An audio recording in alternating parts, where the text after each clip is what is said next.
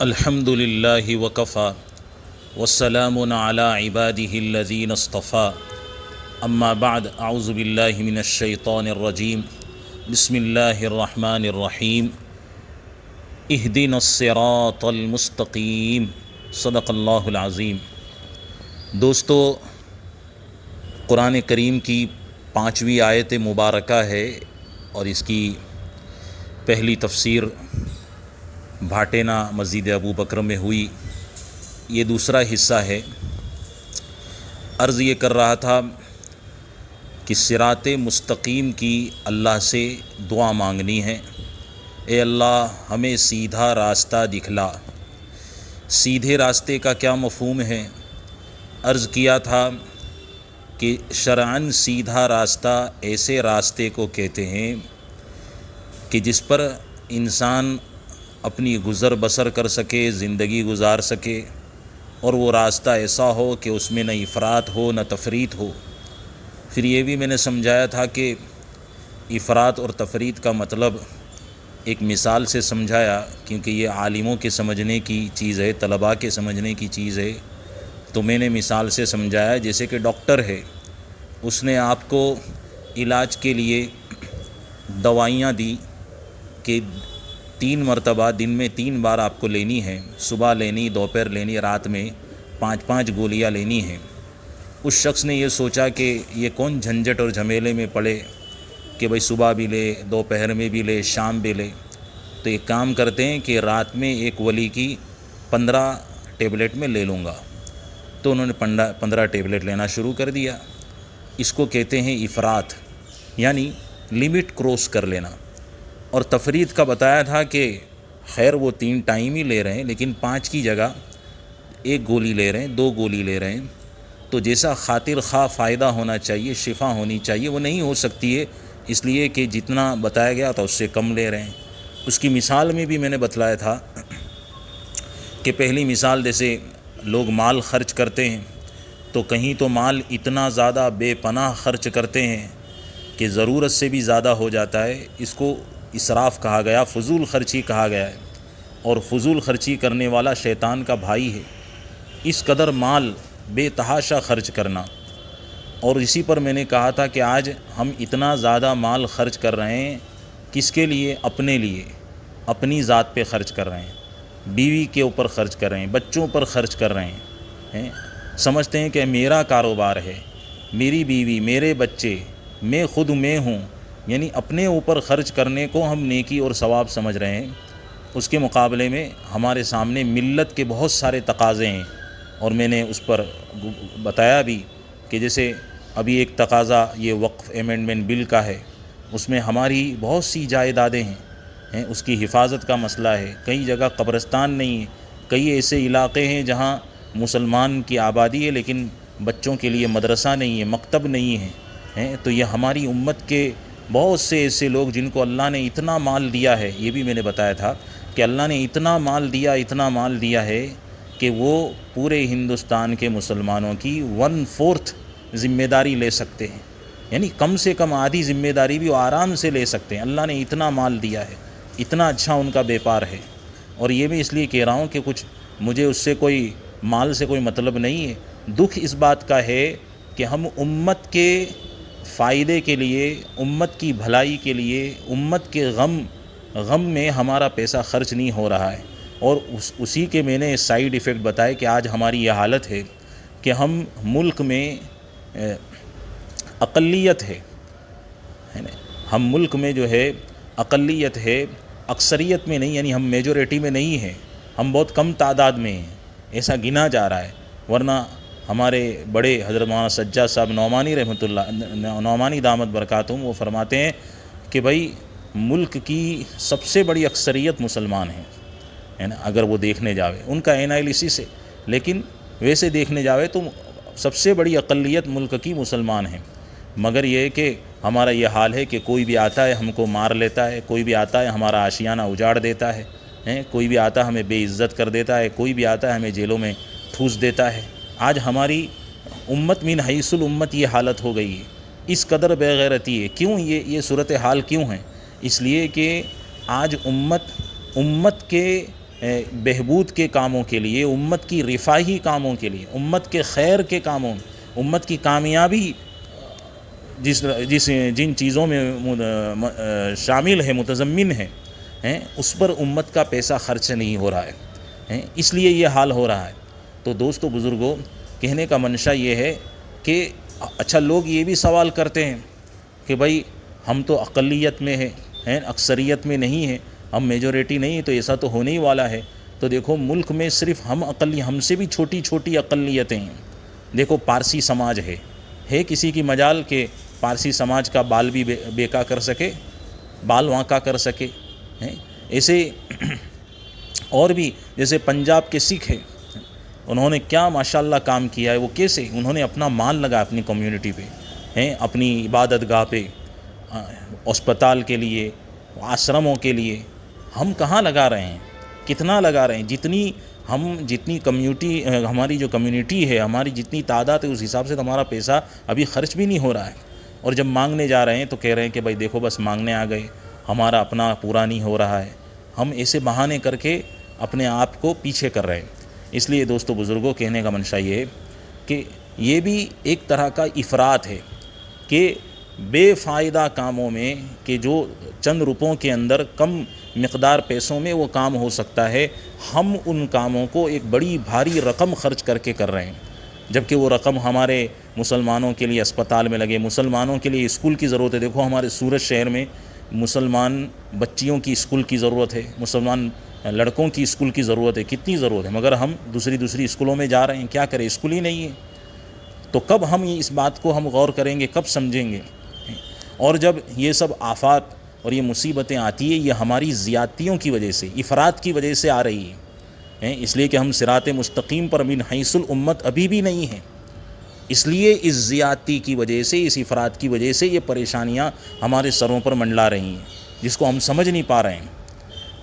کہتے ہیں کہ بھائی دیکھو فساد ہو گیا، بگاڑ ہو گیا، ہم یہ سوچتے ہیں کہ یہ فتنہ ہے، یہ فساد ہے، یہ بگاڑ کو دور کرنے کا کیا علاج ہے، ہم یہ بھی سوچتے ہیں، اور بس دعا کر لیں گے۔ ٹھیک ہے، دعا بھی ہے، وظائف بھی ہے، قرآن بھی ہے، مگر اس کا دور کرنے کا علاج یہ ہے کہ جو ہاتھ ہمارے خلاف اٹھے، ہمارے پاس وہ طاقت ہو کہ اس سے ہم اس اٹھنے والے ہاتھ کو ہم روک سکیں، اٹھنے والے ویپن کو ہم روک سکیں، اٹھنے والے پروپیگنڈے کو ہم روک سکیں، اٹھنے والے فتنے کو ہم اپنے کنسٹیٹیوشن اور اپنے دیش کے قانون کے حساب سے اس کو ہم روک سکیں۔ یہ ہمارے اندر یہ علم اور یہ قوت اور یہ طاقت ہونی چاہیے، مگر وہ کب آئے گی؟ جب ہمارا پیسہ امت ہونے کی حیثیت سے ایک جگہ لگے گا، تب یہ چیزیں فائدے ہو سکتے، ورنہ نہیں ہو سکتے، ہے نا۔ اور ہاتھ نہیں اٹھ رہے ہیں، یہ تفریط ہے، تفریط سمجھتے ہیں نا، کسی چیز میں کمی کر دینا، ہم پیسہ نہیں دے رہے ہیں، پیسہ کم دے رہے ہیں، اس لیے یہ ساری صورتحال ہو رہی۔ اس لیے دوستوں میں یہ سمجھا رہا تو میں نے یہ چیز سمجھائی تھی کہ امت کا مال یا تو بے انتہا خرچ ہو رہا ہے جتنی ضرورت نہیں ہے، یہ افراط ہے، اور یا تو خرچ ہی نہیں ہو رہا ہے، اتنی کفایت شعاری کہ بیوی بچوں کے خرچوں میں بھی تکلیف ہو رہی، خود کے خرچوں میں بھی تکلیف ہو رہی، اتنی بھی کفایت شعاری، تو اس کو تفریط کہا گیا ہے۔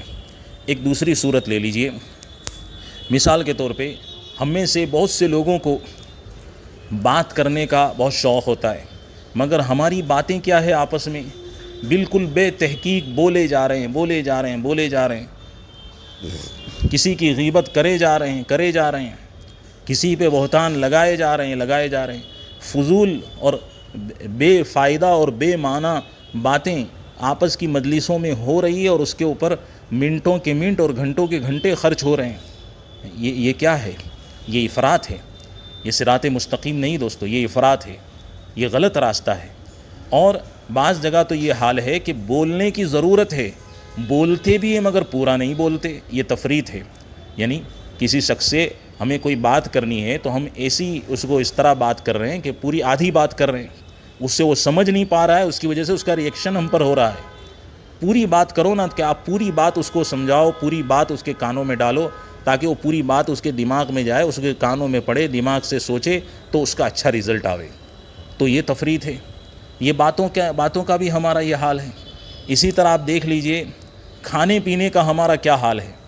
یہ میں آپ کو صراط مستقیم کی تفسیر میں سمجھا رہا ہوں کہ کھانے کا ایک انداز معتدل تو یہ ہے کہ آدمی درمیانی انداز سے کھاوے، دوپہر میں کھایا اور عصر میں یا رات میں کھانا کھا لیا تو یہ اس کے لیے کافی ہے۔ مگر بعض لوگ تو اتنا کھا رہے ہیں کہ اتنا کھا رہے ہیں کہ معدے کو ہضم کرنے کی صلاحیت نہیں رہتی، طاقت نہیں رہتی، اتنا کھا لیتے ہیں کہ لذت دار کھانے ہیں، چٹاخے دار کھانے ہیں، مزیدار کھانے ہیں، تو بس کھائے جا رہے ہیں، تو معدے میں ہضم کرنے کی بھی طاقت نہیں رہتی۔ اور بعض لوگ 3 4 5 مرتبہ دبا کے کھا رہے ہیں، اس کو ڈیوائیڈ کر دیا کھانے کو، لیکن اتنا کھا رہے ہیں کہ معدے میں ورم آ رہا ہے، معدے میں ہضم کی صلاحیتیں ختم ہو رہی ہیں۔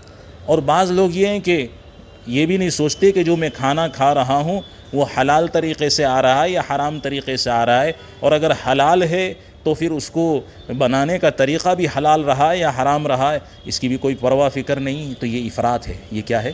افراط یعنی یہ زیادتی ہے۔ اور تفریط کیا ہے کہ بعض لوگ یہ سوچتے ہیں کہ بھائی یہ 5 ٹائم کھانا، 2 ٹائم کھانا یہ تو فضول ہے، بس دن میں 1 وقت ہی کھاؤ۔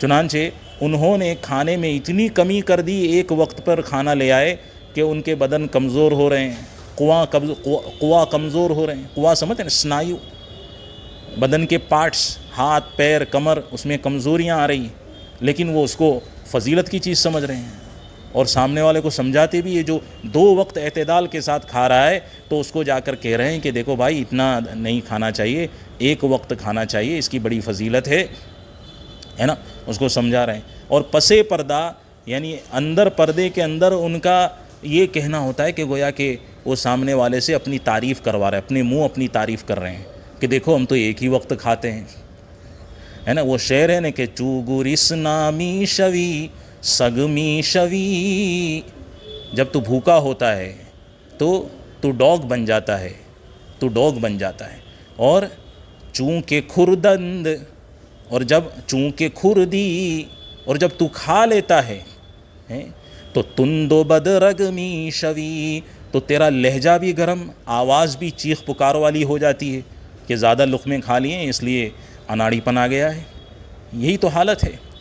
تو ساتھیوں، میں یہ کہہ رہا تھا کہ اللہ تعالیٰ نے ہر چیز کے حدود مقرر کر دی ہیں، اس حدود سے ہم آگے بڑھیں گے، لمٹ کراس کریں گے تو ہماری زندگی پریشان ہو جائے گی، اور ان حدود سے بالکل نیچے اتر جائیں گے تب بھی ہماری زندگی پریشان ہو جائے گی۔ آپ دیکھ لیجئے کہ اللہ تبارک و تعالیٰ نے ہمیں اسلامی زندگی میں جتنے بھی اصول ہیں، جو بیسک چیزاں ہیں، سب کے اللہ نے حدود مقرر کیے ہیں۔ آپ نماز پر آ جائیے۔ نماز کیا ہے؟ 5 وقت کی نماز ہے۔ آپ دیکھیے فجر کی نماز کا وقت کب سے شروع ہوتا ہے؟ صبح صادق سے لے کر طلوع آفتاب تک۔ جیسے ہی اذان ہو گئی اس کے بعد آپ نفل نہیں پڑھ سکتے، سنت کی تو بڑی تاکید ہے، اس لیے فجر کی 2 رکعت سنت پڑھنی ہے، ورنہ فجر کی 2 رکعت فرض تک آپ کوئی دوسری عبادت نہیں کرتے، یہ درست نہیں ہے۔ جیسے ہی فجر کی 2 رکعت فرض پڑھ لی آپ نے، اس کے بعد جو ہے کوئی نفل مکروہ ہے یہاں تک کہ سورج طلوع ہو جاوے۔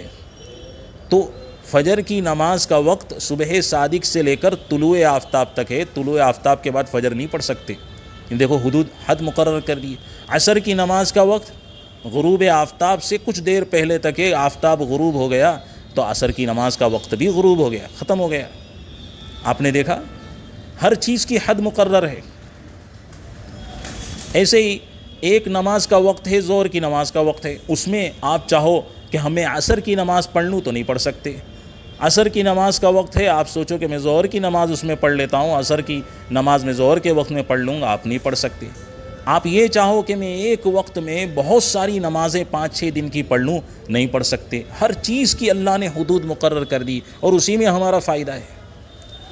اگر کوئی ایسا کرتا کہ بھائی 30 دن کی نماز ایک ہی دن میں پڑھ لے، فار ایگزامپل میں کہہ رہا ہوں، آپ سوچو کہ 29 دن وہ ایسے ہی گھر میں بیٹھا رہتا کیا؟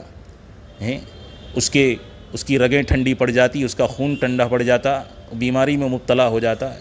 اللہ کا شکر ہے کہ اللہ نے نماز کو پورے 24 گھنٹے میں پھیلا رکھا ہے کہ آپ حرکت میں رہو تاکہ خون بھی گرم رہے، اللہ کی عبادت بھی ہوتے رہے، آپ بھی چلتے پھرتے رہو۔ اللہ نے کتنا اچھا نظام بنایا ہے۔ آپ آ جائیے روزوں کے اوپر، رمضان کے روزے اللہ نے پورے سال میں آپ روزے رکھ سکتے ہیں، مگر 2 دن ایسے ہیں، بلکہ 5 دن لے لو، ایک عید الفطر کا رمضان کے بعد کی عید والا دن، اور ایک بقرہ عید، اور اس کے ساتھ 3 دن ہے، 11 12 13۔ ان 5 ایام میں یہ اللہ کی مہمانی کے دن ہیں، ان میں آپ روزہ نہیں رکھ سکتے، اللہ نے حد مقرر کر دیے۔ آپ حج پہ آ جائیے، حج کتنا عظیم فریضہ ہے، لوگ پیسہ جمع کر کے اس فریضے کو ادا کرنے کے لیے جاتے ہیں، کتنا عظیم اور کتنا بڑی ذمہ داری ہے۔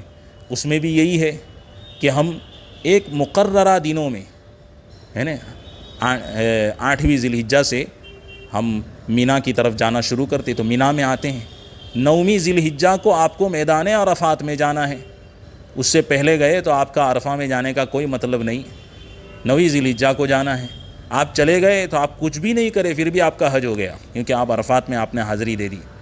پھر ہم جو احرام باندھ رہے ہیں، تو احرام باندھنے کی بھی شرائط ہے، یہ کیونکہ احرام جو ہے یہ حج کی شرائط میں داخل ہے، وہ کتنے دنوں پہلے باندھنا ہے، اس کی بھی حدود مقرر ہے، اس کے بغیر حج ہوتا نہیں۔